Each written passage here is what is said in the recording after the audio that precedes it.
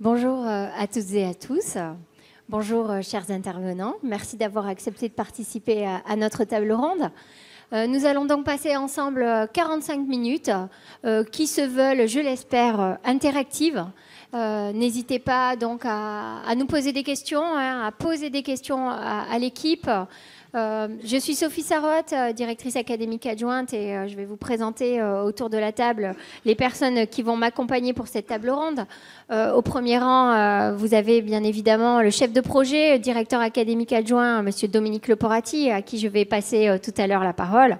Je vous présente également les intervenants au plus près des classes qui ont accepté d'intervenir.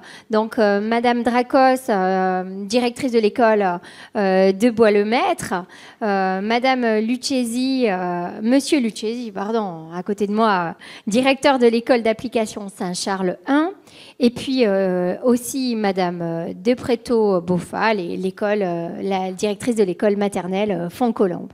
Nous allons donc passer un moment avec vous et autour de la thématique, vous en avez sûrement entendu parler, Marseille en grand. Alors quelques mots en introduction. Marseille en grand, qu'est-ce que c'est?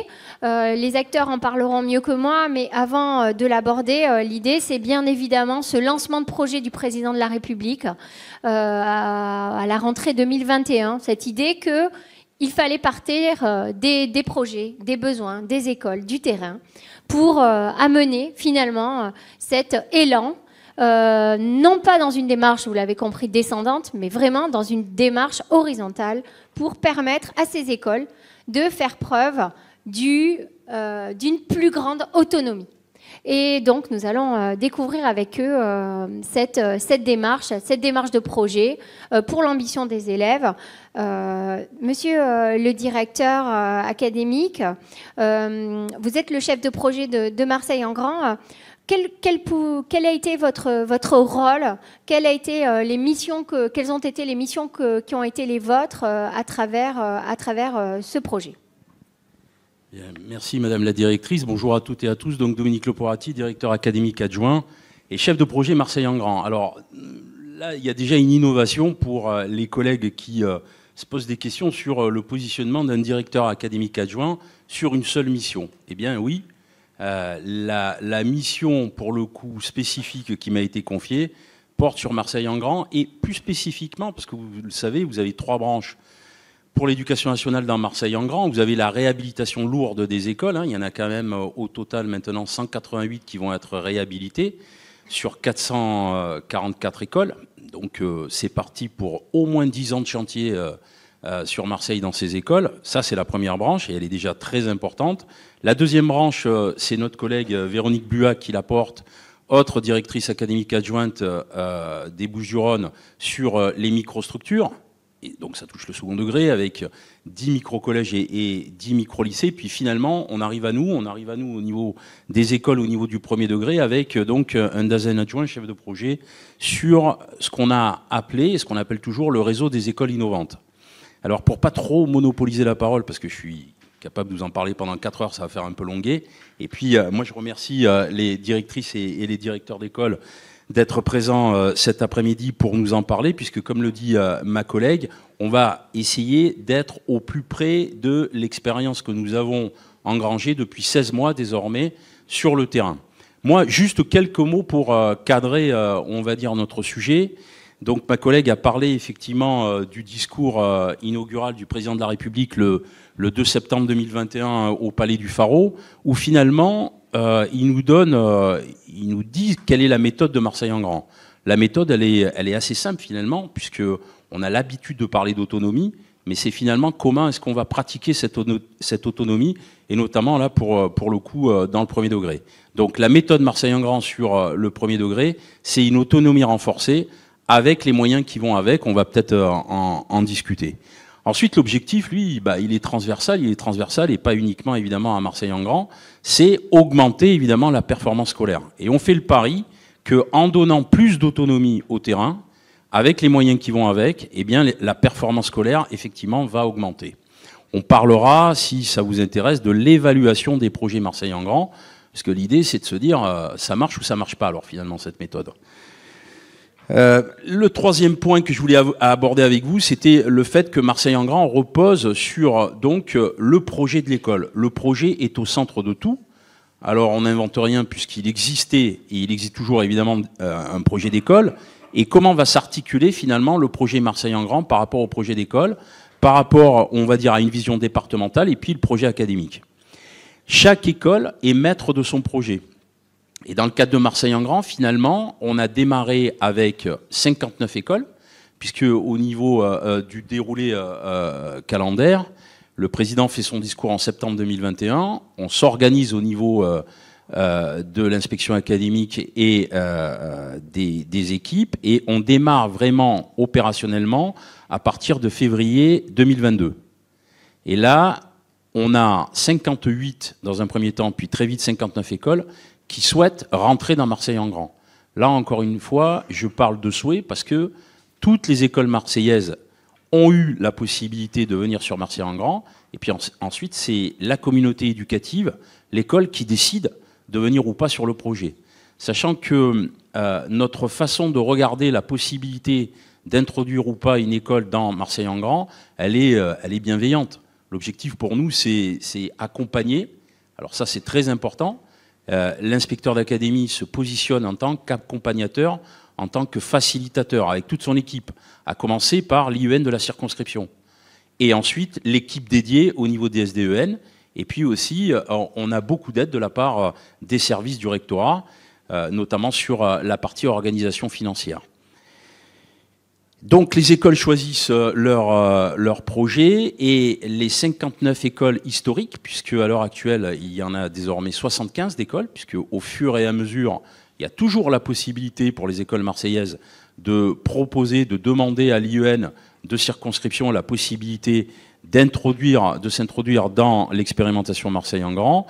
Eh bien, on constate qu'on a finalement des projets thématiques et des projets transversaux qui dictent finalement le projet global de l'école sur Marseille-en-Grand.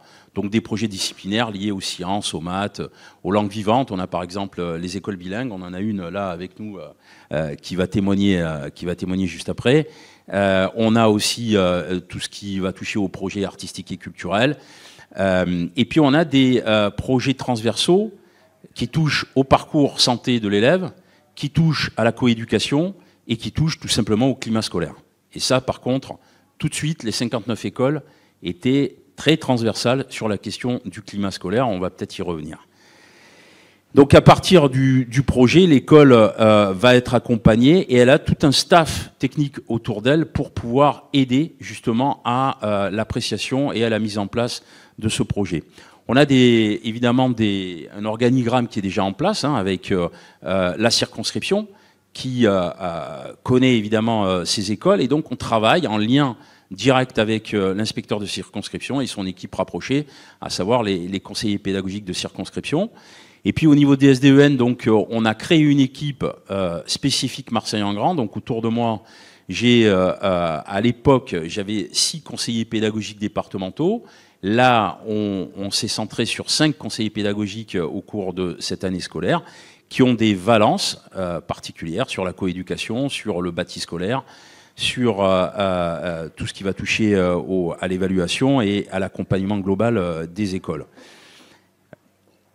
On a donc, je parlais de moyens, donc ça c'est quelque chose qui est connu, vous avez sans doute déjà cette information. On a 2 types de moyens finalement qui nous ont été confiés.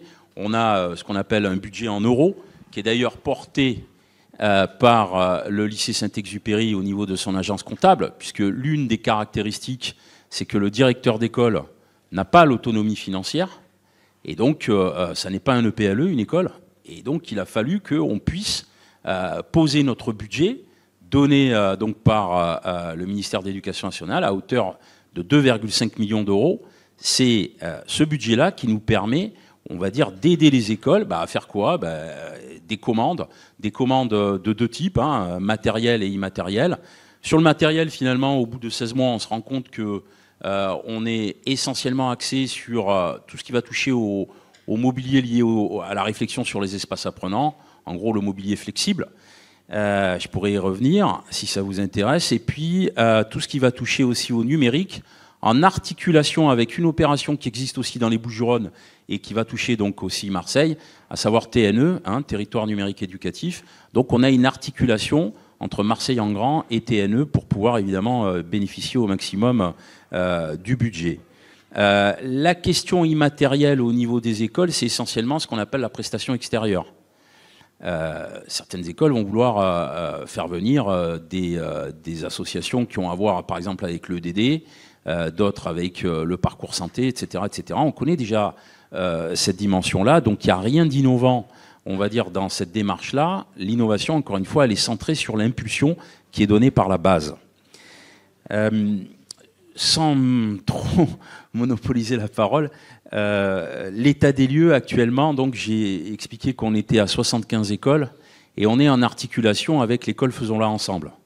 Parce qu'on est parti quelque part en sentinelle 15 mois avant, mais désormais, comment est-ce qu'effectivement on s'articule avec l'école Faisons-la ensemble et plus particulièrement sur le périmètre qui est le nôtre, c'est-à-dire le périmètre marseillais. Donc la volonté de monsieur le recteur et du directeur académique est d'éviter d'avoir des écoles à double vitesse sur Marseille. Donc toute école, on va dire, qui effectivement souhaite venir sur l'école Faisons-la ensemble, elle a à un moment un accompagnement, toujours évidemment selon son souhait, mais de l'équipe directe Marseille-en-Grand, avec les moyens qui vont avec. Et ces moyens-là, donc j'ai parlé des moyens en euros, mais il y a aussi des moyens RH, puisque la principale demande de la part des écoles, c'était d'avoir du temps pour pouvoir justement se concerter, construire, réguler et faire grandir et développer le projet. Donc au niveau RH, les moyens qui ont été donnés dans le cadre de Marseille-en-Grand nous ont permis, par exemple, de mettre en place ce qu'on appelle un quart de décharge supplémentaire pour le directeur ou la directrice. Un quart de décharge, ça veut dire un jour de plus dans la semaine où le directeur a la possibilité de s'occuper spécifiquement de Marseille-en-Grand. Et on a laissé l'autonomie à l'équipe de savoir si c'était le directeur qui devait prendre ce quart de décharge ou un membre, un professeur des écoles de l'équipe qui prenait en aide au directeur ce jour-là de décharge. On a environ 2/3 des directeurs qui effectivement portent le quart de décharge, mais on a quand même un tiers qui effectivement sont des professeurs des écoles qui sont déchargés un jour pour s'occuper du projet Marseille-en-Grand.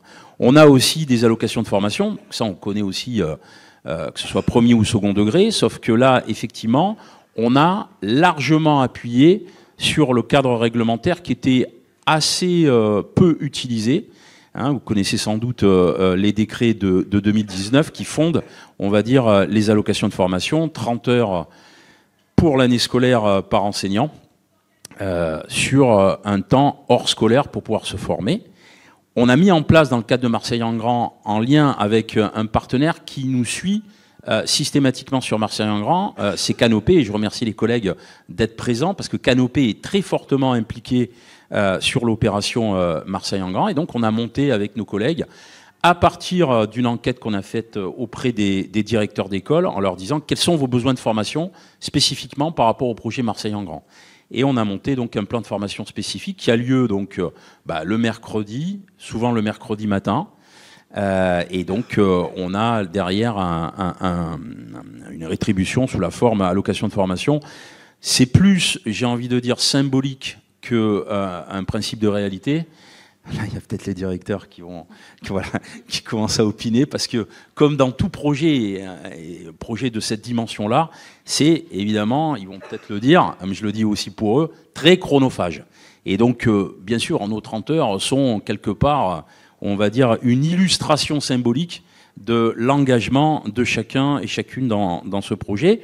Et puis, le dernier point, c'est les IMP, les indemnités pour mission particulière, qui relèvent aussi des moyens qui sont attribués en RH dans le cadre de Marseille-en-Grand.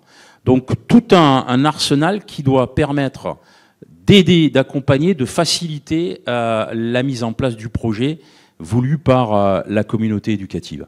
Je vais m'arrêter là. Merci, monsieur le directeur. Alors, avant de passer à la partie témoignage, effectivement, on a souhaité aussi vous montrer une illustration de ce qui a pu être fait, notamment dans l'école maternelle Bois-Colombes. On reviendra ensuite, lors des interventions, sur ce que vous avez évoqué, monsieur le directeur, la question de l'accompagnement, la question du projet et de sa démarche. Voilà, finalement, quand on vous donne cette autonomie renforcée, comment est-ce qu'on la met en œuvre? Comment le principe de réalité que vous avez évoqué aussi, entre le projet de départ que vous aviez pensé, la manière dont vous avez pu mobiliser vos collègues, la communauté éducative. Donc tout ça, on va l'évoquer puisque vous l'avez dit, hein, le prolongement aujourd'hui, c'est notre école faisons-la ensemble. C'est le CNR, hein, avec toutes ses implications sur le premier et le second degré. Donc je vous propose qu'on commence par la vidéo réalisée sur l'école maternelle Font-Colombes. One little finger, tap, tap, tap. What you singing out? What you singing out? Put it on your nose, nose.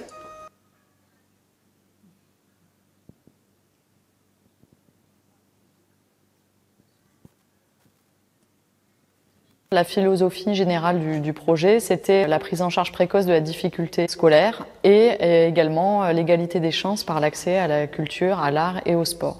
Pour atteindre ces objectifs, nous avons développé plusieurs axes qui étaient notamment l'école bilingue, qui est une école qui fonctionnait déjà de cette manière l'an passé, mais sur lesquels nous avons rajouté des axes supplémentaires, par exemple de permettre aux parents de participer à des cours d'anglais qui vont leur permettre, eux, de gagner en compétences et aussi d'accompagner leurs enfants.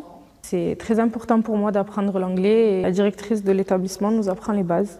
Le cours se déroule de 16h30 jusqu'à 18h, 18h30 environ. Là, c'est notre deuxième cours.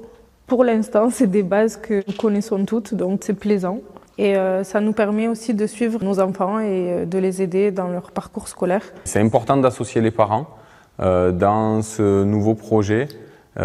Et avec les cours d'anglais, par exemple, pour les parents, ça c'est un super exemple, quoi. On est dans un arrondissement qui est le plus pauvre d'Europe, donc économiquement, de toute façon, c'est compliqué. Au niveau culturel, c'est très diversifié, c'est multiculturel, donc il y a plein de cultures qui se mélangent dans cette école. Donc arriver à recentrer, à avoir des objectifs et des buts communs par rapport à la culture, le sport, l'apprentissage, c'est important pour nous. Quand on a conçu le projet, la chose était pour nous très claire, soit tout le monde y allait, soit personne n'y allait. Voilà. L'équipe de l'école, c'est pas que l'équipe enseignante, c'est aussi les AESH qui s'occupent des enfants en inclusion, c'est aussi les ATSEM qui sont présentes au quotidien, c'est aussi la cantinière qui les fait manger tous les midis. Et pour ces personnels-là, voilà, être consultés, ça a été quelque chose qui voilà, a été très fédérateur. On a du personnel municipal qui reste dans l'école parce que le projet leur plaît et qu'ils ont envie de s'investir dedans. C'est aussi la possibilité, par exemple, pour ces personnels de participer à une formation Erasmus à l'étranger pour se perfectionner en anglais sur leur temps de vacances. Ce que je trouve génial, c'est que franchement, je trouve qu'il y a un esprit d'équipe. Moi-même, j'ai que des bases d'anglais, mais la directrice, elle fait des cours 2 fois par semaine. Et le fait aussi d'aller à l'étranger pour apprendre l'anglais, je trouve ça vraiment formidable. Et en plus, on est avec les enseignants, ATSM et enseignants. Ça, je trouve que c'est vraiment bien de nous intégrer. Je trouve que c'est très enrichissant pour envers les enfants et envers nous, en fait. Ce qui nous a attiré aussi, c'est la méthodologie. Là, on nous a proposé de partir du terrain, de nos écoles, de nos idées. Et notre hiérarchie est vraiment là pour nous accompagner et faciliter la réalisation de nos objectifs. Objectifs que nous avons fixés nous-mêmes, intégralement. Et ça, c'est une méthodologie, une manière de travailler qui est complètement différente de celle qu'on a connue jusqu'à maintenant. Par exemple, la salle dans laquelle a lieu le cours d'anglais, c'est une salle qui a été meublée totalement en mobilier flexible. C'est un mobilier qui a été choisi par les enseignantes. En fait, elles ont repensé leur classe complètement différemment et avec justement une carte blanche par rapport à ce mobilier qui pour nous était très intéressante parce que c'est quelque chose auquel on n'avait pas du tout accès jusqu'à présent. C'est du mobilier qui est assez cher et dans nos commandes de classe habituel, ce n'était pas possible de réaliser des classes comme ça. Dans cette classe d'anglais, c'est aussi la présence de l'intervenante d'anglais qui est présente 12 heures par semaine. Jusqu'à maintenant, l'enseignement en langue anglaise était uniquement fait par les enseignants. Là, ça permet de rajouter un bain de langue supplémentaire et avec quelqu'un dont l'anglais est la langue parlée. Ce qui nous a motivés à rentrer dans ce projet, déjà, c'est que nous, on nous a demandé de penser l'école de nos rêves. Et des rêves, on en avait depuis longtemps, mais on n'arrivait pas à les mettre concrètement en place. Le projet Marseille en grand en tant que directeur, c'est quand même quelque chose d'assez extraordinaire parce que c'est vrai que c'est un projet qu'on fait en équipe. Après, le directeur, il est un peu le chef d'orchestre de tout ça, donc il essaye d'organiser. Voilà, on a des nouvelles tâches. C'est des choses qu'on ne faisait pas jusqu'à maintenant, donc faire des devis, proposer des choses, se dire, ben voilà, on peut avoir des intervenants, qu'est-ce qu'on a envie de faire avec les enfants, qu'est-ce qu'on peut leur apporter de plus, d'évaluer tout ça aussi, parce que l'évaluation, elle part de l'intérieur, en fait, elle va être construite par l'école. C'est quelque chose qui est très intéressant. Et après, c'est vrai que moi, je le vois en termes d'équipe, c'est quelque chose qui est très fédérateur, qui permet aussi de donner un nouveau souffle à l'école et une nouvelle dynamique. Donc ça nous a donné voilà, un nouvel élan, je dirais.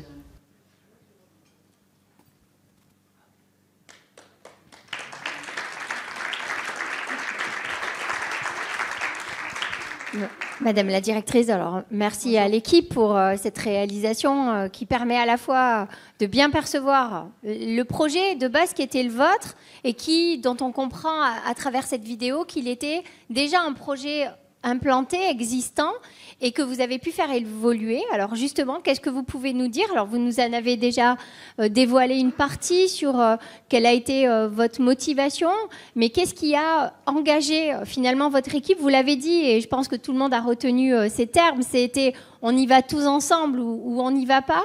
En quoi c'était important, cette dynamique collective, et en quoi finalement, comment vous l'avez matérialisé sur le démarrage du projet? Alors sur le démarrage du projet, en fait, quand on nous a proposé de partir dans ce projet-là, donc nous on a voté de manière collégiale pour savoir si les enseignants étaient d'accord pour y aller, le directeur aussi, mais on a aussi consulté donc l'équipe municipale, tous les gens qui travaillaient dans l'école. On a voté pour présenter un projet et il y avait énormément d'idées. Donc c'est vrai que ça a été très très long à organiser au départ parce que les idées fusaient dans l'équipe. On voulait, nous, prendre les choses de manière globale, c'est-à-dire ne pas aller que sur un seul axe. On était déjà en école bilingue et c'était un axe qu'on voulait poursuivre, mais on avait envie de partir sur tous les temps de l'enfant. Et notamment, prendre en charge de manière précoce la difficulté, les besoins particuliers des enfants. Donc il était important pour nous, par exemple, de demander la création d'un pôle médical sur place dans l'école pour pouvoir justement prendre en charge plus facilement les difficultés des enfants. Ensuite, à ça s'est rajouté toute la dimension qui était liée au bien-être et à la réussite. Nous, on rêvait depuis longtemps d'avoir un mobilier qui soit adapté à nos élèves, à leur âge, à leur taille, et qui soit évolutif. Et c'est vrai que ça, c'est une possibilité qu'on a eue dans le cas de Marseille en grand, qui n'était pas réalisable en temps normal, vu le coût du mobilier. Ensuite, c'était également de promouvoir l'égalité des chances par l'accès à l'art, à la culture et au sport. Nous, on est dans un quartier et dans une école extrêmement défavorisée, où il y a très très peu de pratiques sportives et culturelles des enfants en dehors de l'école. Et pour nous, il était important justement de faire venir ces structures sur le temps de l'école pour justement amener les familles à connaître ces structures et à y aller aussi en dehors de l'école, mais aussi pour apporter justement un vocabulaire et au niveau du langage, des choses supplémentaires à nos élèves. Voilà, et des choses que pratiquent les enfants dans d'autres secteurs. Ensuite, sur l'enseignement bilingue, donc bon, je pense qu'on a tout dit pendant la vidéo. Et nous, il y avait un axe très important, c'était la coéducation sur l'école. Donc c'est quelque chose qui était déjà développé, mais qu'on a pu renforcer. Par exemple, les cours d'anglais pour les parents le soir, c'est quelque chose qui est financé par Marseille en grand, qu'on ne pouvait pas réaliser avant.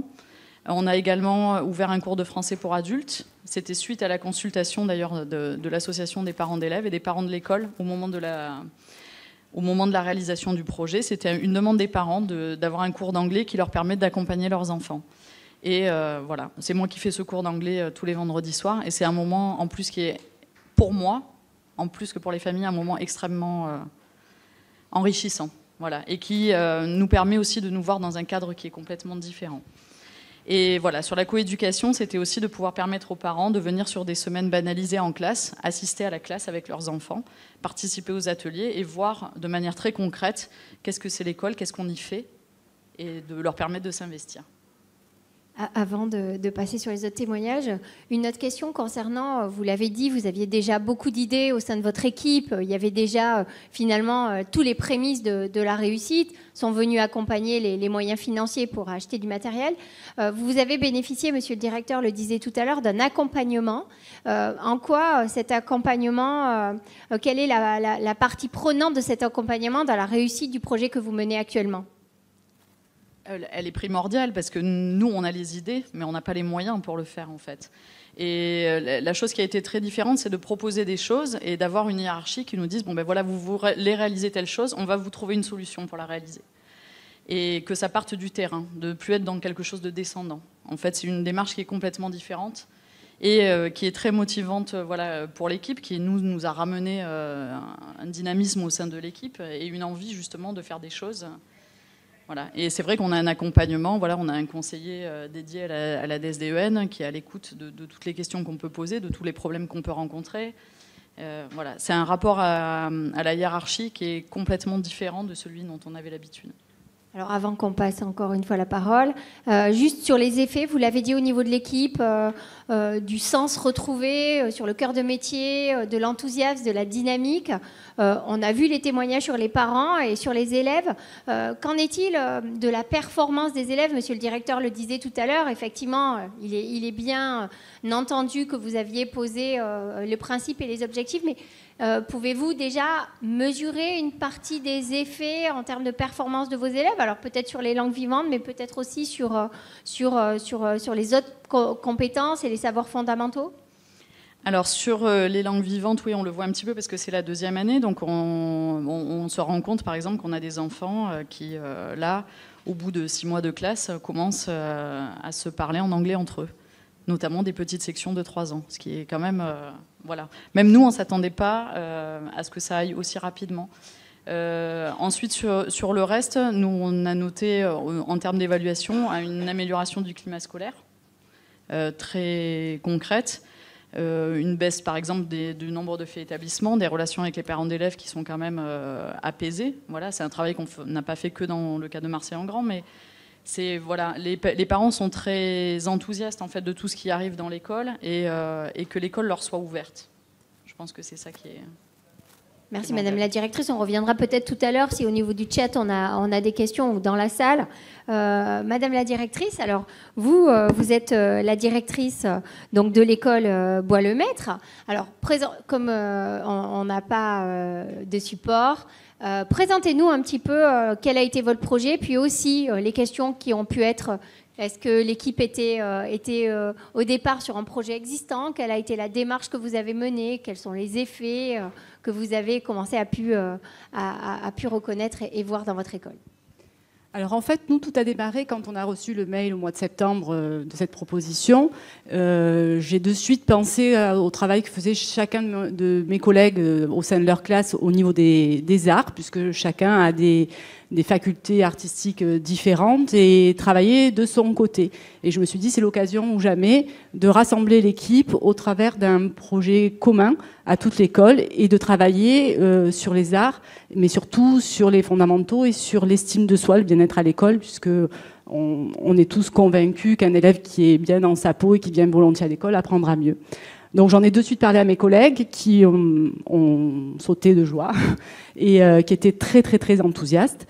Donc on a monté le projet, on a rencontré une association avec un directeur artistique qui s'est totalement retrouvé dans notre projet puisque lui-même était en échec scolaire et c'est les arts qui lui a permis de réussir dans sa vie puisque maintenant il vit grâce à ça. Donc j'ai présenté cette personne à mes collègues qui ont adhéré tout à fait et de là est parti l'émergence du projet. On a monté le projet ensemble puisque comme disait ma collègue c'était ou tous ensemble ou rien. De la même façon que comme la maternelle Fos-Colombe, ça a créé de suite un dynamisme énorme dans l'école. Même si c'était déjà une école dynamique, ça a remobilisé les troupes. Et de là est parti un gros travail, donc à partir du mois de septembre, où il y a eu le montage du projet, la recherche des devis. On a pu bénéficier de beaucoup de moyens, notamment au niveau des transports et des salles de spectacle pour aller amener nos élèves et les ouvrir à la culture. Mais en même temps, on trouvait important aussi de fédérer les élèves pour créer ce bien-être et cette estime de soi. Et pour ça, on a décidé de créer des ateliers multiniveaux en faisant des plus petits groupes de classes grâce au fait que je sois déchargée, et donc j'ai du temps supplémentaire. Et tout au long de cette année scolaire, parce que nous on a commencé le projet réellement cette année, même si on a fait tout le montage l'année dernière, on a mis en place des ateliers durant toute l'année avec des plus petits groupes, puisqu'on a 18 élèves seulement, autour des arts, autour des apprentissages fondamentaux, mais aussi autour d'ateliers scientifiques, puisque nous avons travaillé avec des chercheurs de l'INSPE grâce à Empirique, où on a travaillé donc avec les chercheurs pour monter un projet. On a travaillé également en liaison avec le second degré, puisque dès le mois de juin l'année dernière, on avait décidé de travailler avec le collège de secteur et le lycée de secteur pour essayer de bénéficier des savoirs plus spécifiques des professeurs du second degré. Et dès le mois de novembre de cette année, on a pu bénéficier de l'intervention de professeurs d'EPS pour la danse, professeurs de lettres pour le théâtre et des professeurs de musique qui interviennent en co-intervention avec nous et qui permettent du coup de nous former aussi. Donc ça a été très enrichissant pour toute l'équipe et puis ça nous a permis, on a pu avoir des temps de réflexion et de réunion avec ces professeurs, même si on manque toujours de temps, parce que malheureusement les semaines ne font que 7 jours et on a toujours un peu de mal à réunir tout le monde, ça c'est le petit bémol. On a pu aussi bénéficier de formation, du plan académique de formation, grâce à l'accord de notre inspecteur et grâce aux moyens de brigade supplémentaires qui nous ont été fournis, qui nous ont permis d'aller nous former sur notre temps scolaire. Donc ça, c'est un bénéfice Marseille en grand aussi. On a également pu acheter du matériel, pas du matériel flexible, parce que nous, même si on réfléchit quand même à cette flexibilité des apprentissages, on est plus sur du matériel artistique. Là, on vient d'avoir une formation sur une web TV qui a été fournie grâce à Marseille en grand aussi. Pour ce qui est des bénéfices, donc je vous ai dit, c'est essentiellement un redynamisme, beaucoup de travail de la part de mes collègues, une énorme motivation de la part des parents et des enfants. On a les parents au portail le matin qui nous disent aujourd'hui ils savent qu'il y a un atelier théâtre ou qu'il y a un atelier scientifique, ils étaient pressés de venir à l'école et ravis. Également le climat scolaire qui a été bien amélioré, on constate plus de disputes, plus de bagarres. Alors il faut savoir que 2 heures par semaine depuis le début de l'année, les élèves sont mélangés donc du CP au CM2 et changent d'enseignant toutes les semaines. Donc ça a créé vraiment une relation entre les enfants, les enseignants, mais aussi les parents qui est très, très bénéfique et qui donne cette dynamique à l'école entière. On se retrouve confronté forcément à des petites difficultés. Alors nous on rêvait d'une école d'art avec des artistes qui intervenaient parce que même si les enseignants du second degré ont des spécificités, nous on a des appétences pour certains arts. On voulait vraiment qu'il y ait des artistes qui interviennent dans l'école. Pour l'instant ça n'a pas encore eu lieu puisque on a eu des marchés publics qui sont rentrés en cours, donc voilà, on ne désespère pas, on espère avoir ces artistes. Le projet est qu'en début on est qu'en début de projet, voilà. Et du coup, donc ces formations qui ont été très intéressantes aussi, et le fait, comme disait ma collègue, de partager autant plus de temps et plus d'idées avec nos supérieurs hiérarchiques, avec les conseillers pédagogiques, mais aussi lorsqu'on fait des formations avec des enseignants du second degré, parce que dans le plan académique de formation, on est rarement des enseignants du premier degré, mais des enseignants du second degré.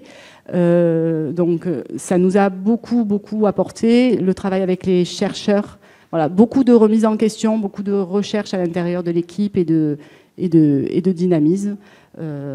Grâce à ce projet Marseille en grand. Voilà. On attend de voir la suite et de pouvoir vraiment faire notre école d'art comme on la rêve, puisque pour nous, on était d'accord, le démarrage, c'était rêver à une école d'art pour pouvoir créer un bien-être chez les enfants et mieux rentrer dans les apprentissages fondamentaux. Merci Madame la Directrice. On viendra tout à l'heure. Il semble qu'il y ait des questions dans le chat. On va y revenir juste après. Alors Monsieur le Directeur, vous êtes le directeur de l'école d'application donc Saint-Charles 1. de la même manière que vos collègues. J'imagine qu'on va retrouver des effets proches, mais votre projet de départ, est-ce qu'il se basait sur des compétences de vos professeurs? Est-ce qu'il se basait sur des projets existants? Quelle a été la réaction à la sollicitation par rapport au projet, le temps de réalisation, et puis bien évidemment les effets et les envies, peut-être les projets que vous avez par la suite? Oui, bonjour. Non, ce projet n'est pas basé sur les compétences initiales des PEMF de l'école et d'ailleurs des enseignants qui ne sont pas PEMF, parce que c'est un projet de jardin pédagogique et donc nous n'avions à peu près aucune compétence en jardinage. Mais c'était une demande qui est partie de l'association des parents d'élèves. L'école est située, pour ceux qui ne la connaissent pas, donc dans le quartier du Racati à Marseille. Donc c'est comme la collègue, hein, une des écoles, enfin un des quartiers les plus pauvres de France et peut-être d'Europe. Et les parents d'élèves avaient exprimé le besoin d'avoir un lieu à peu près sécurisé et pour pouvoir qu'ils voulaient investir, notamment sur le temps hors temps scolaire. Donc il y avait un espace et nous avons profité de l'opportunité pour créer ce jardin partagé qui devait être à la fois entretenu, animé, développé par les enseignants, les élèves surtout, et par les parents sur le hors temps scolaire. Alors, ce projet, nous sommes dans Marseille en grand, nous sommes rentrés très tôt, hein, c'est-à-dire en mars 2022, sur sollicitation, proposition de notre IEN. Nous avons été assez unanimes d'entrée pour y participer. Et ce projet-là, du fait qu'il venait des parents d'élèves, nous est apparu absolument incontournable.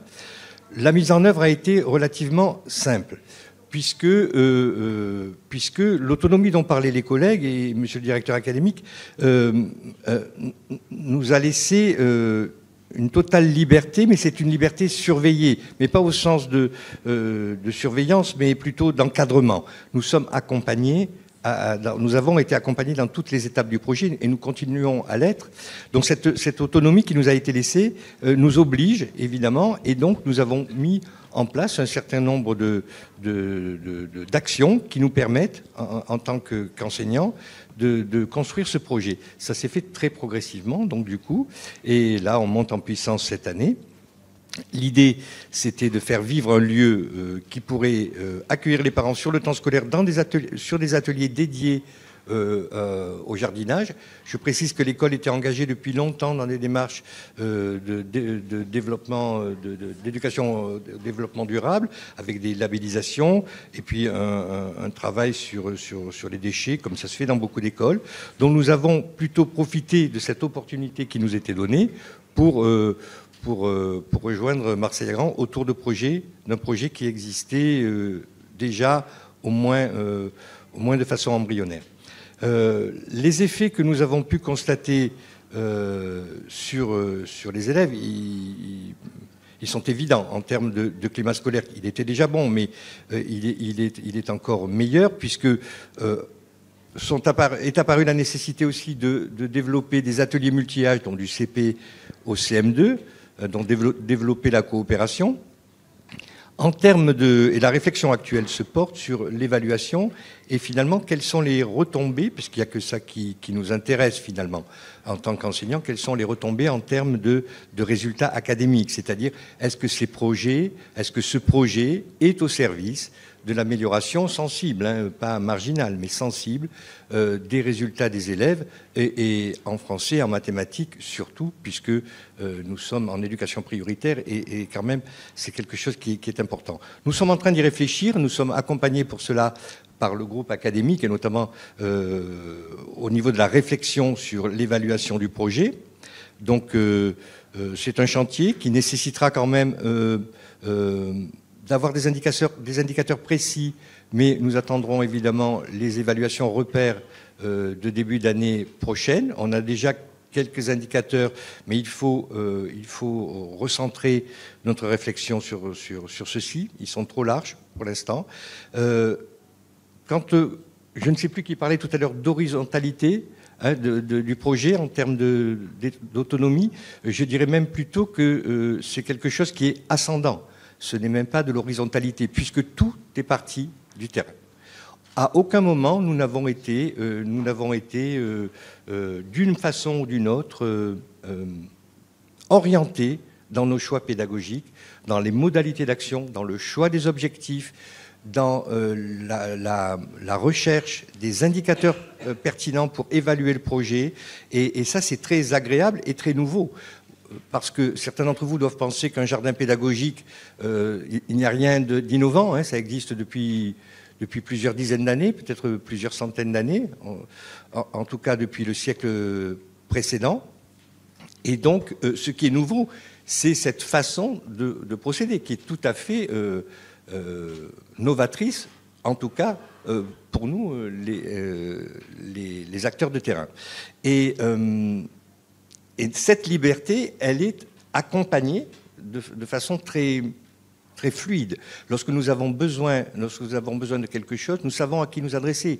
Lorsque nous avons une question particulière, aussi bien sur le plan pédagogique, matériel, technique, nous savons à qui nous adresser. Les conseillers pédagogiques sont là. Nous avons, avec M. Leporati, une visioconférence mensuelle qui nous permet très facilement d'avoir accès aux nouvelles procédures, aux nouveautés. Donc tout ça se fait de façon très fluide et très dynamique. Et de ce fait,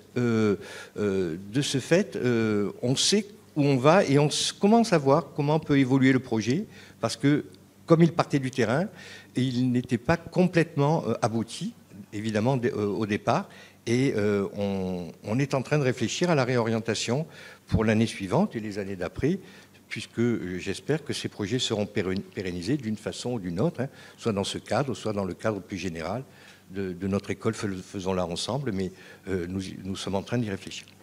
Merci, monsieur le directeur. On va prendre une question du chat et ensuite on apportera des mots de conclusion. Alors, une question du chat. Bonjour à tous. La question d'un directeur d'école. Quel conseil, quelle ligne directrice pouvez-vous donner à une école qui souhaiterait entrer dans le dispositif? Est-ce qu'il existe des prérequis? Je peux répondre, et puis ensuite les collègues, évidemment, à votre niveau. Moi, à mon niveau, l'idée, c'est un acte collectif d'engagement. Le premier élément, fondamentalement, c'est un travail d'équipe. On ne peut pas avoir un seul collègue dans une école qui s'engage. Ça ne va pas être suffisant pour déclencher ce que vous avez entendu, à savoir une démarche de dynamique collective qui permet justement, c'est le pari qu'on fait évidemment, d'améliorer la performance scolaire. Le deuxième point, et j'aurais pu le souligner dans mon introduction, c'est ne pas avoir peur de se tromper. Nous, on parle du droit à l'erreur. On est dans une expérimentation, d'accord ? On a le droit que ça ne fonctionne pas. Par contre, ce dont on n'a pas le droit, c'est de ne pas expliquer pourquoi. Hein, ok, ça ne marche pas, bon, pourquoi ? Et on rebondit et on repart avec d'autres axes. Donc là-dessus, il ne faut pas s'inhiber au démarrage et avoir évidemment derrière l'appui des accompagnateurs, à commencer par la circonscription. Donc le conseil que je peux donner aussi au directeur ou à la directrice, c'est évidemment d'être en lien avec son IEN pour pouvoir échanger, évaluer et regarder concrètement comment ça peut se mettre en place. Voilà. Merci, monsieur le directeur. Est-ce qu'on peut encore peut-être prendre une autre question sur le chat ou peut-être dans la salle ? Est-ce qu'il y a une question dans la salle pour qu'on alterne avec peut-être la question posée par le chat ? Alors, on va poser la question.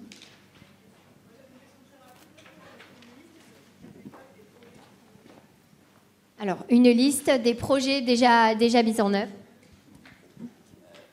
Oui, effectivement, on a une liste qui, d'ailleurs, a été partagée avec l'ensemble des professeurs des écoles du département, puisque on a lancé en début d'année la possibilité pour chaque professeur des écoles du département de venir sur une séquence d'observation de 2 jours, soit 2 jours continus, soit 2 jours séparés, mais de venir sur une ou des écoles de Marseille-en-Grand pour pouvoir surtout dialoguer avec les collègues.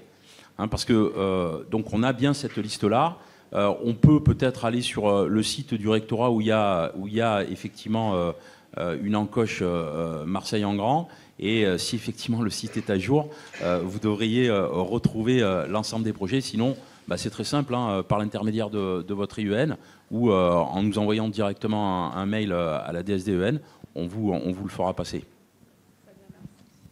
Sur le site, vous aurez aussi à disposition un certain nombre de ressources, de vidéos qui ont déjà, sur le modèle de celles que vous avez vues, qui permettent de manière assez synthétique d'avoir un aperçu des projets. Je parle bien évidemment sous le contrôle de la direction de la communication. Est-ce qu'on a une autre question ?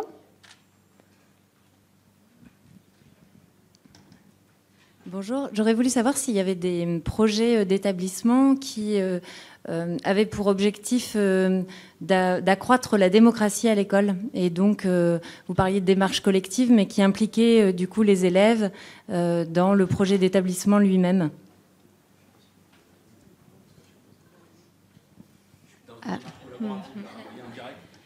En tout cas, le temps qui se concerne, je peux juste vous dire que, en ce qui concerne la démarche qui est la démarche prolongeant Marseille-en-Grand sur le conseil, le comité et le conseil national de la refondation avec notre école faisant ensemble, il y a beaucoup d'établissements et là ça porte plutôt sur le second degré, je dirais, cette question de la démocratie scolaire et de la participation autour notamment du parcours citoyen qui engage la place de l'élève, qui réfléchissent autour de cette place notamment bien évidemment en ce qui concerne les décisions qui peuvent être prises, mais aussi sur les choix en matière d'évaluation et sur l'engagement des élèves. Beaucoup travaillent autour des CVC, des CVL, donc sur le second degré en tout cas, il y a des projets qui sont en train de se monter sur ce domaine-là, sur les projets...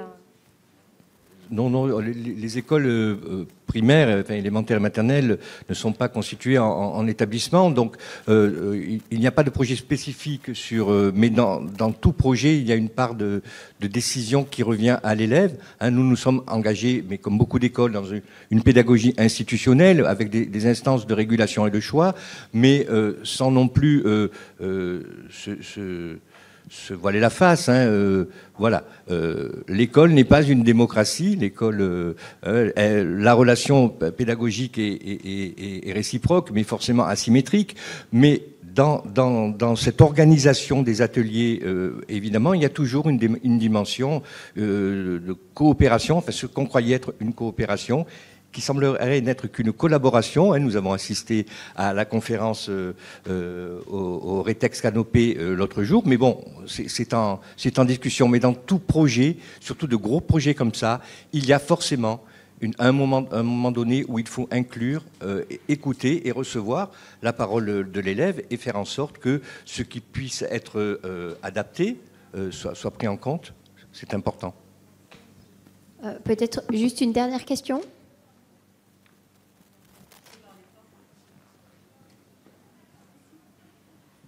Vous l'avez un petit peu abordé, c'était ma question, c'était sur le lien entre premier degré et second degré et comment ça s'étend, parce que j'imagine que c'est pensé sur l'île de Marseille et pas que primaire. Oui, alors vous avez entendu les collègues en parler, notamment Madame la directrice. L'idée, c'est on réfléchit collectivement sur le fait que Marseille-en-Grand, c'est une expérimentation. Donc au bout d'un moment, comme toute expérimentation, elle va s'arrêter. Donc l'objectif, c'est tout l'engagement des équipes qui puisse perdurer et même continuer évidemment après Marseille-en-Grand, sinon ce serait un échec total, quoi. Donc l'idée pour nous, c'est comment est-ce qu'on utilise finalement l'existant et notamment les liaisons évidemment infra premier degré entre maternelle et élémentaire, mais aussi je pense à la liaison CM2 6e dans le cadre du cycle 3 pour pouvoir approfondir dans le cadre, on va dire, d'une dynamique de projet du premier degré, ce lien avec le second degré. Et donc, on travaille sur du continuum éducatif territorial avec le lien de la petite section jusqu'au BTS. L'objectif, il est là. Donc, on a déjà développé sur un territoire avec l'aide de l'IEN de la circonscription et puis du principal et du proviseur cette question-là, mais ça s'étend parce que c'est effectivement le lycée polyvalent de secteur, mais l'école peut tout à fait faire appel à un lycée professionnel qui a une technique particulière, notamment sur les arts et cultures, par exemple au niveau des costumes, etc. D'accord, pour pouvoir, on va dire, faire ce lien-là.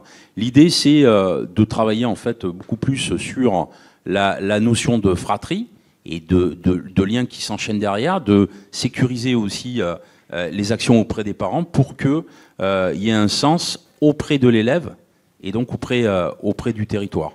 Le deuxième point, c'est, vous l'avez entendu, l'effet de décloisonnement, qui n'est pas permanent, bien sûr, mais qui est très important, parce que la collègue a parlé finalement d'interconnexion culturelle entre premier et second degré.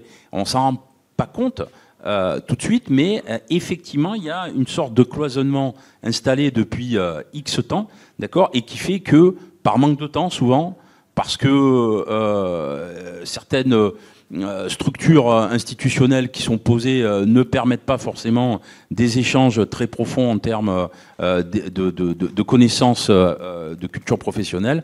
Le projet, en tout cas, a lié le premier et le second degré.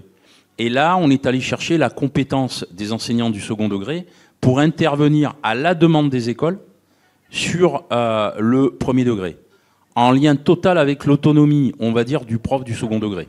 C'est-à-dire que, par exemple, le prof de musique, s'il intervient sur le projet, c'est parce qu'il peut. C'est pas une charge supplémentaire. D'accord ? Donc, tout ça est basé sur une autonomie partagée. Mais ça marche.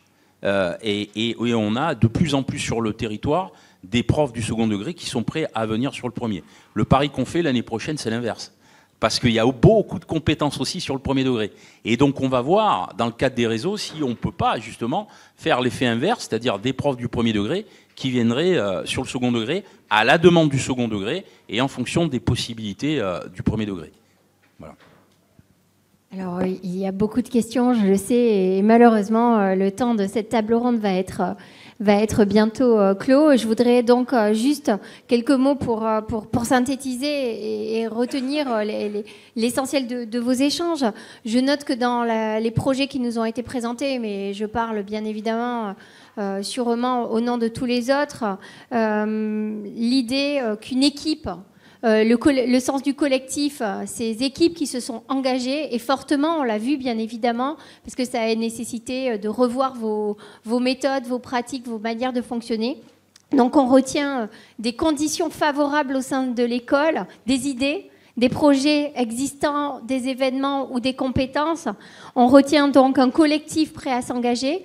On retient une communauté éducative qui vous a suivi. On retient une hiérarchie qui vous a accompagné. Alors je retiens les termes de autonomie partagée, liberté accompagnée, des conditions facilitatrices, des moyens, bien évidemment, du conseil qui a été bien précisé. On retient que tous ces éléments ont été favorisants sur le climat scolaire, la redynamisation des équipes, sur l'ouverture de vos établissements. On l'a pas forcément beaucoup développé, mais il y a eu beaucoup de partenariats. Vous avez parlé des collectivités territoriales, des autres projets TNE, de la place aussi parfois des associations de parents d'élèves, des intervenants culturels qui ont pu intervenir. Donc ce rôle fondamental de cet accompagnement, de cette liaison, de ces partenaires, donc ces effets sur la performance qui commencent à se faire sentir. Alors là, encore une fois, il nous faudrait un peu plus de temps pour évoquer la question de l'évaluation de l'efficacité de la performance, mais on l'a pu l'aborder. Et puis on note ce ton, ce propos, cet enthousiasme dans vos échanges et dans vos prises de parole qui laissent entrevoir ce qui peut être de l'effet au quotidien sur ces projets. Je vous remercie en tout cas pour ce temps d'échange et j'espère qu'en tout cas ça a pu répondre à un certain nombre de vos questions. Je pense que vous en avez encore beaucoup. Les intervenants et les conseillers sont aussi là pour encore les poser. Je note aussi que effectivement, n'hésitez pas au sein de vos écoles à vous engager auprès de la plateforme. Alors, de votre chef d'établissement, de votre directeur, de votre IEN, pour aller vers des projets, notre école faisant ensemble, qui pourra être un prolongement, puisque effectivement, l'idée c'est aussi de pouvoir rayonner sur le territoire. On aura l'occasion de parler de toutes les autres dimensions de Marseille en Grand, dans notre entor. Merci pour cette vision très positive du terrain et sur cette mise en œuvre de cette démarche du projet Marseille en Grand.